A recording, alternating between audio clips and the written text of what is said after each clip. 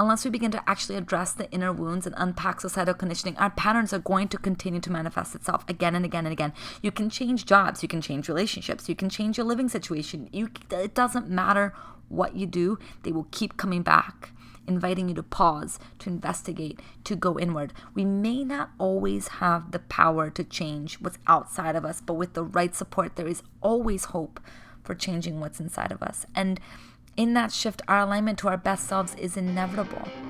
It's inevitable. Hey everyone, I'm Thais Sky. Welcome to Reclaim, a podcast for women by women on conversations that matter. Hello everybody. Thais Sky here. Welcome to Reclaim, the podcast.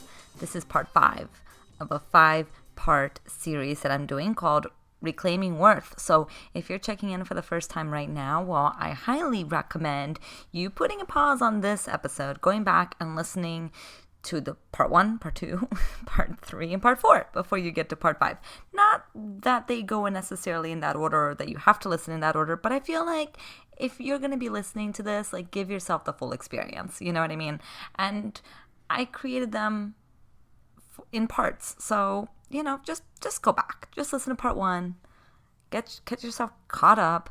And now let's dive into part 5, where the title of this episode is called Taking Up Space. Now, I'm doing this whole 5-part series for you to get a glimpse into the way in which I look at worthiness, the way in which I look at our inner healing, the way in which I look at how we can navigate the world as women.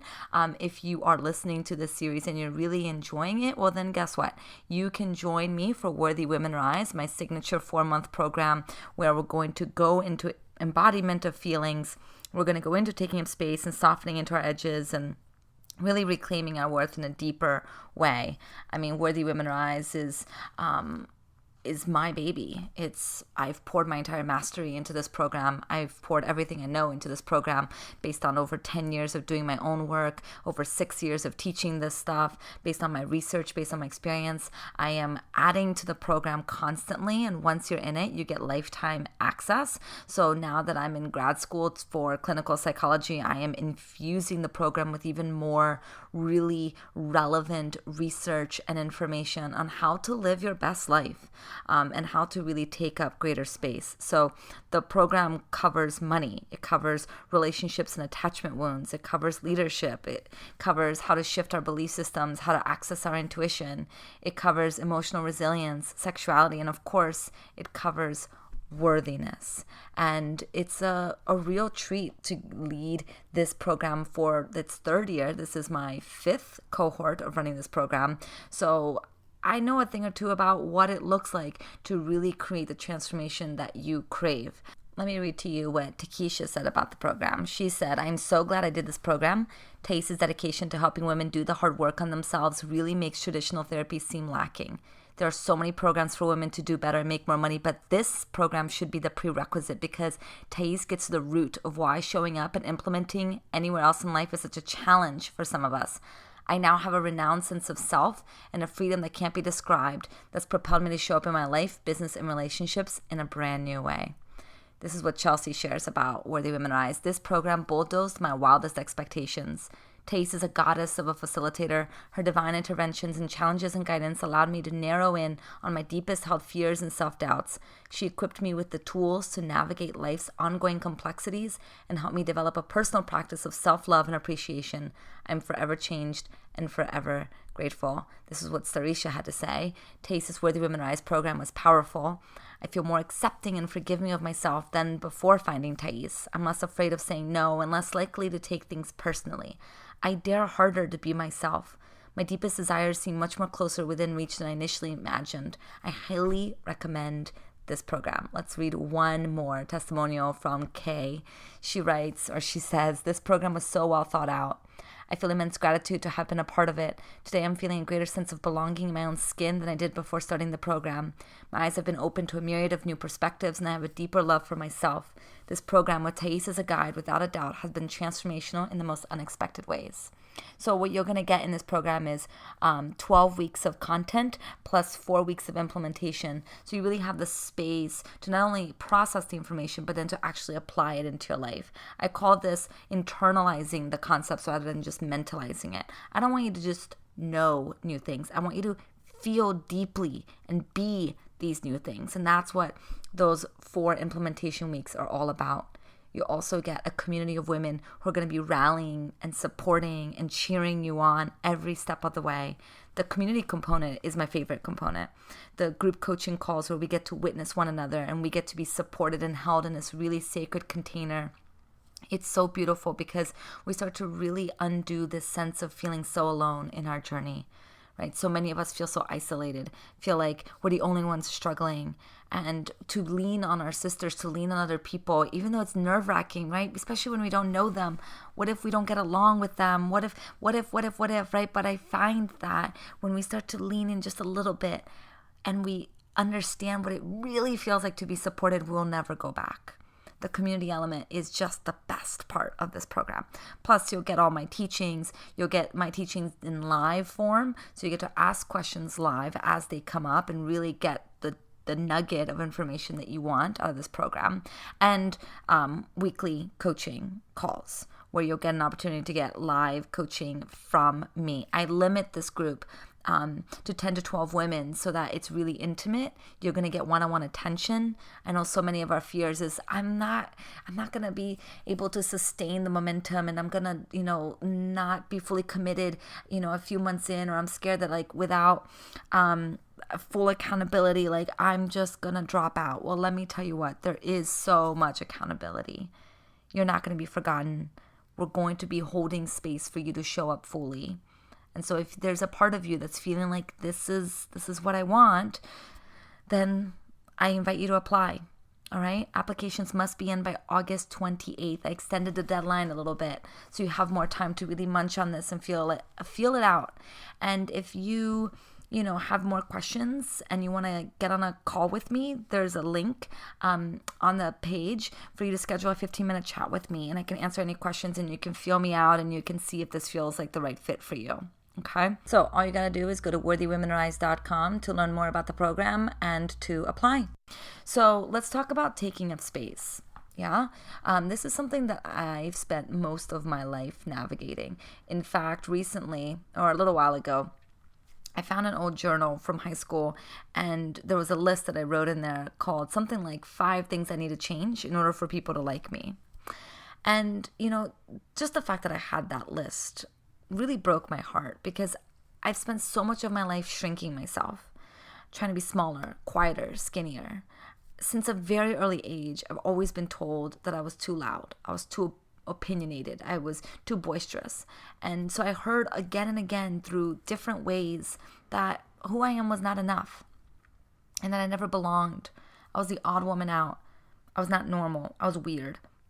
And so I spent a good portion of my life, I think many of us do, as especially middle school, as women, worrying about fitting in. And that also looked for me as losing weight and being nice. Part of that list of the 5 things I need to change was to be a better listener, was to care less about people's opinions, to be less passionate and emotional. Gosh, that's so heartbreaking. And so even though, I really, really tried to change myself to be smaller, I was dying inside and I was slowly disappearing. There was nothing more that I craved than love, and I wasn't getting love in any which way. And so it took me a lot of years of doing intimate healing and coaching and support for me to recognize that this was not just my story, that there's elements of the story can be found in the heart of almost every woman. Being born in this fucking patriarchal world, there's so many of us that are thirsty for some type of validation from a system that tells us that we don't belong, right? So it's we conform, we play nice, we keep our head down. There's this beautiful passage that I want to read to you, shared by Desiree Adaway. If you don't follow her, I highly recommend you do so. This is what Desiree posted, written by Amanda Foreman in the book, The History of Erasing Women's History. So Amanda writes, "We have a law. one of the first laws in history that came down to us from 24,000 to 23,000 BC. And it says that when a woman speaks out of turn, she will be smacked by a brick. And that's it. That's where it began. It's true that there's been a conspiracy to silence us.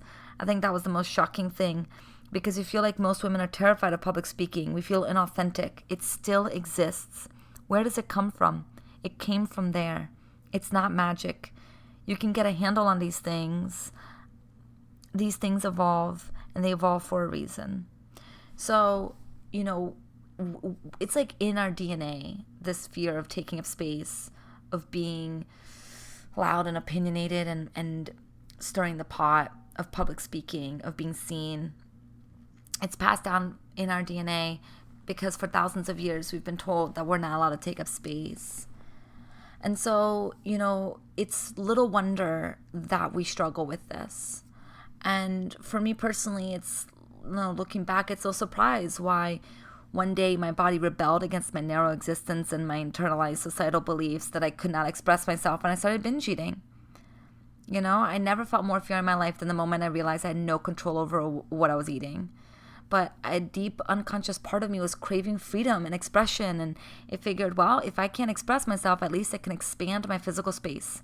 Like maybe in that way I would finally be seen by my own heart. So my story of binging I share pretty openly. It was a very tumultuous time where I would sneak food into the bathroom and shove it in my face, crying in embarrassment because I had no idea what was wrong with me or how to stop it. And I kept thinking that it would just go away. It would just go away. Like one day it was just going to go away. And that's the thing, isn't it?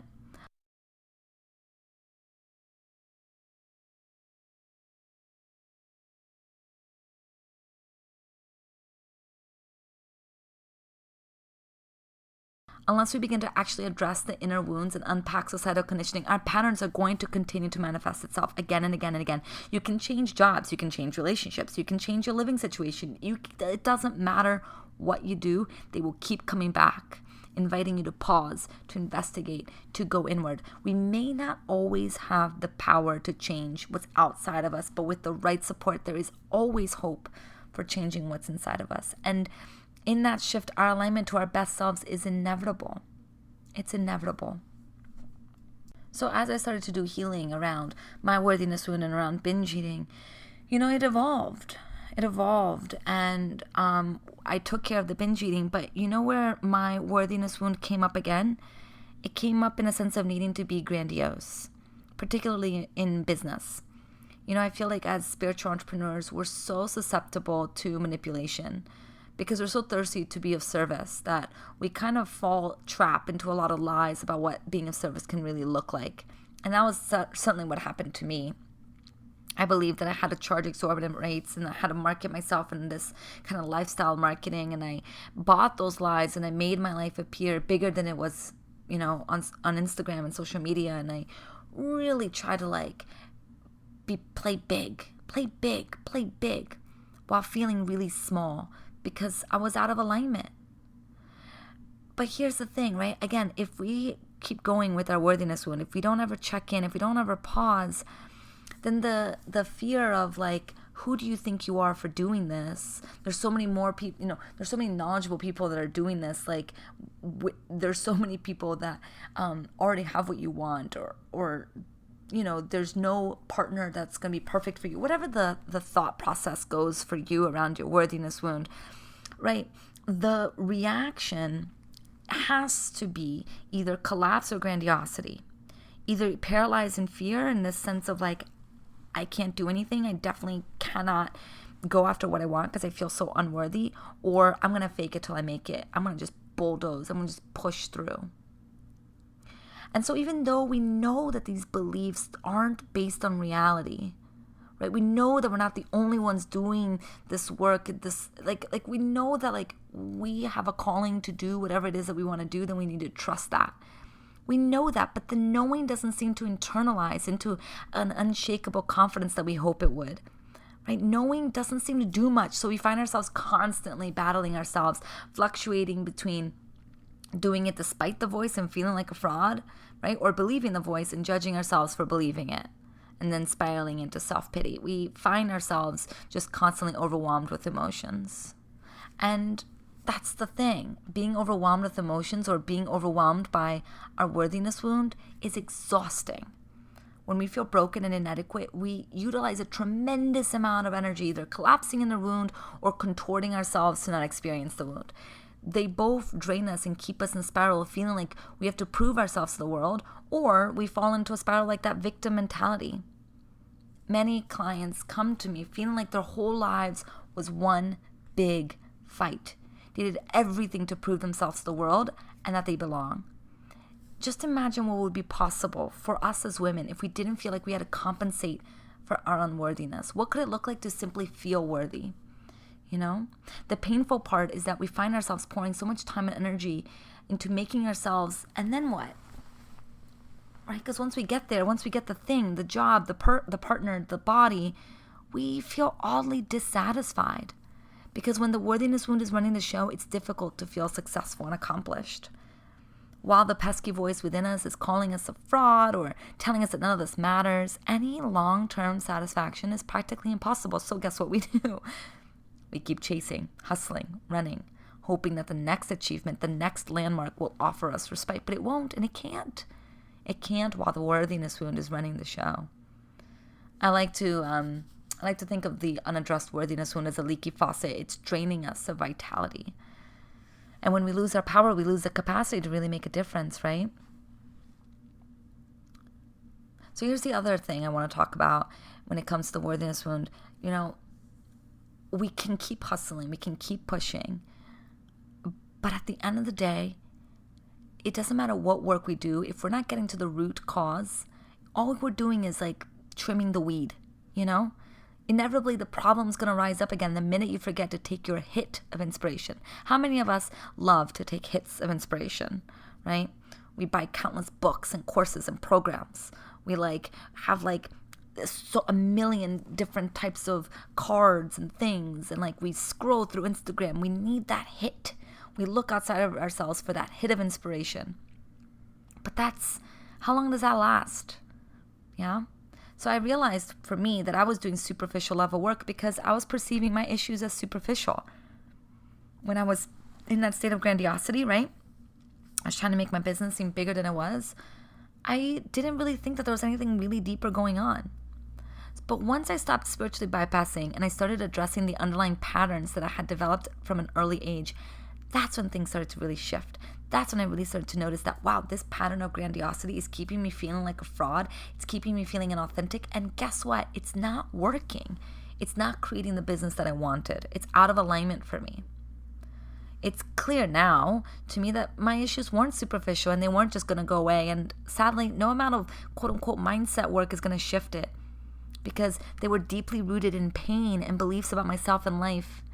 And everything I wanted would be found by getting there, by going in, by shedding light to my wounded spaces. That's where I found the wisdom and the strength that catalyzed me into something more whole.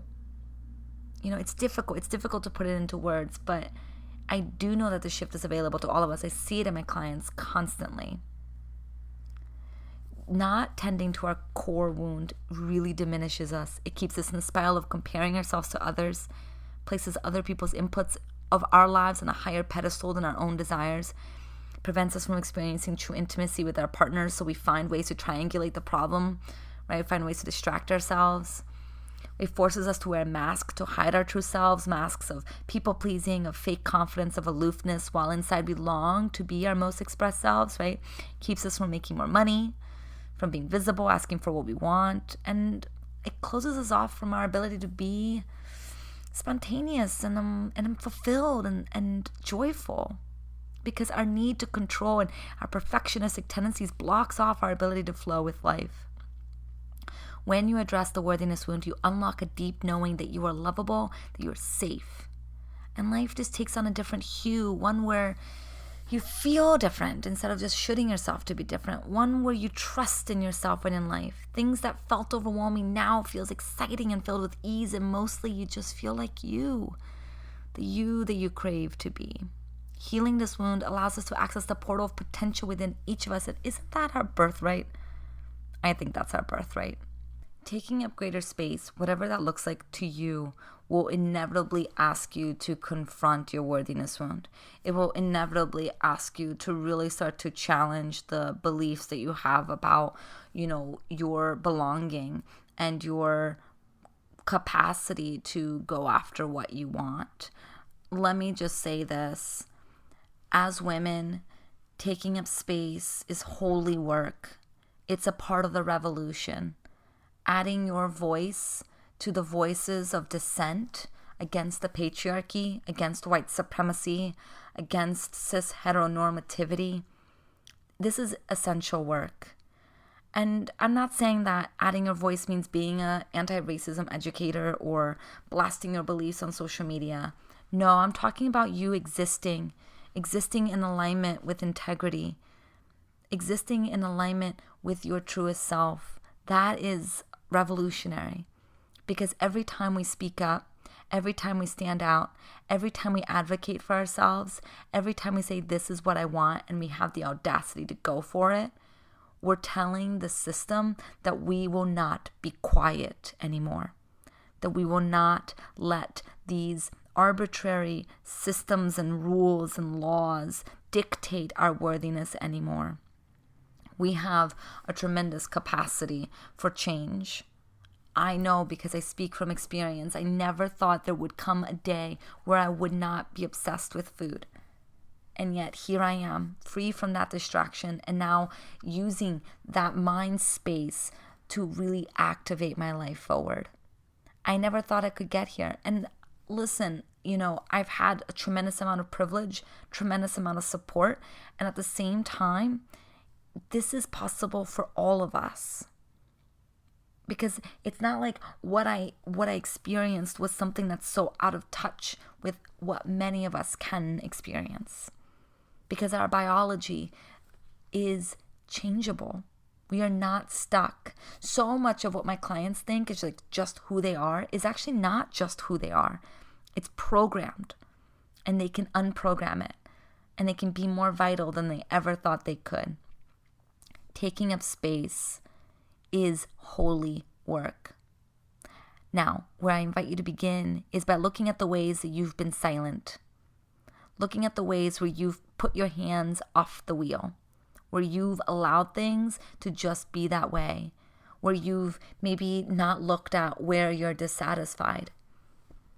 I avoided looking at where I was dissatisfied in my relationship for 4.5 years because I was scared of what that would mean about me.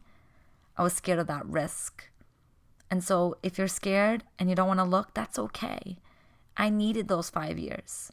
But maybe you don't need more time. Maybe you're strong enough now. Maybe you're resilient enough now to really say, you know what? I've been asleep at the wheel here. I haven't been looking at how I've been silent, and now I'm ready to look at this. I'm ready to not be silent anymore. This is your opportunity. This is your invitation. This is your time. There is no time like the now. The best way that we can start to shift the worthiness wound is by taking action from a different place. And taking action is key. Taking action is key. Putting yourself in uncomfortable places and watch yourself rise up to the occasion. Put yourself in uncomfortable places and watch life support the shit out of you. Have that conversation that you've been avoiding having. Tell that person what you really think. Just do it. Just the one time. Doesn't have to be a million times. Just that one time. Go against what you think that you're capable of, Like, not prove yourself like as if the person who you are now is not inadequate. No, we're not saying that. We're saying surprise yourself. Surprise yourself by doing things that you've never done before, and watch life be delighted by you, and watch you expand and be delighted by life. You're allowed to take up space, sister. You may not have ever heard that permission slip. You may have such deep programming from your family and from society telling you otherwise, but I see the truth. The truth is you're allowed to take up space. The truth is you're brilliant beyond your own knowing. The truth is that life needs you. This world needs you. We need more healed, whole women who are stepping in, leaning into your life. It's time to stop with the distractions. Stop looking away and get in. Dive in. Your soul is waiting for you.